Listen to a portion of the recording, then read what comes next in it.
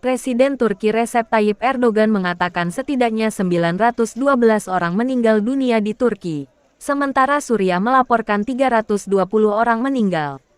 Perhitungan korban di Suriah dilaporkan oleh lembaga Syrian Observatory for Human Rights yang berbasis di Inggris.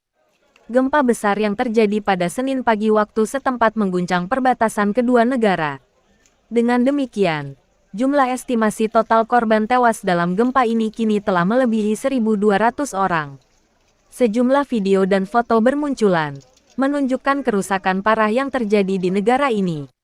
Dalam satu video yang telah diverifikasi oleh BBC, di Aleppo yang terletak di barat laut, warga berlarian dan berteriak ketika sebuah bangunan runtuh menjadi debu raksasa.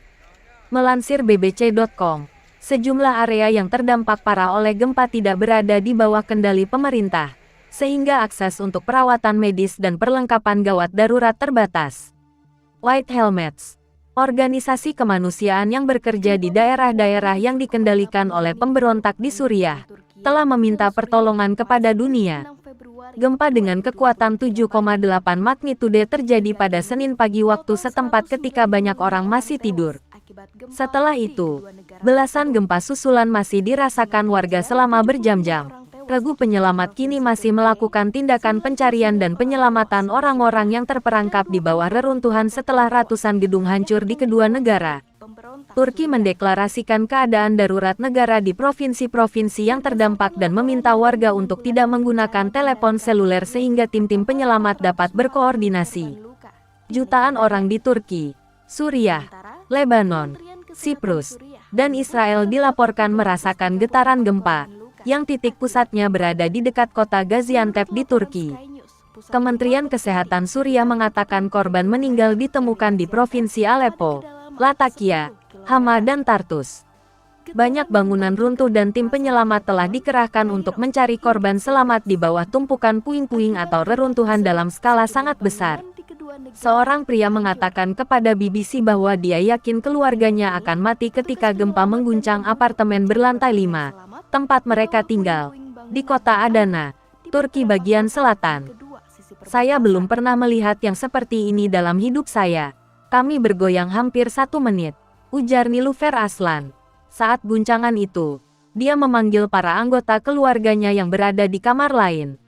Warga setempat menggambarkan ketakutan dan kebingungan saat gempa dahsyat mengguncang pada dini hari. Di kota Osmaniye dan Şanlıurfa, yang terletak di bagian tenggara Turki, dilaporkan sedikitnya 50 bangunan rusak. Kedua kota ini berada di bagian tenggara Turki. Sebelumnya, gempa kuat telah melanda wilayah Gaziantep di bagian tenggara Turki, dekat perbatasan Suriah. Getaran gempa terasa sampai ke ibu kota Ankara, dan kota lain di Turki, dan juga wilayah lainnya. Banyak bangunan runtuh, dan dilaporkan orang-orang masih terjebak di dalamnya.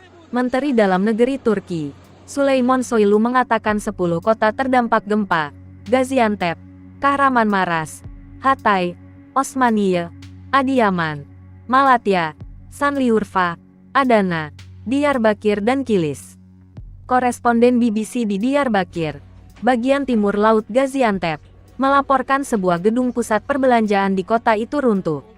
Getaran gempa juga terasa sampai ke Suriah, Lebanon dan Siprus. Rushdie Abualouf, produser BBC di jalur Gaza, mengatakan gempa sekitar 45 detik mengguncang rumahnya. Seismolog Turki memperkirakan kekuatan gempa mencapai 7,4 magnitudo.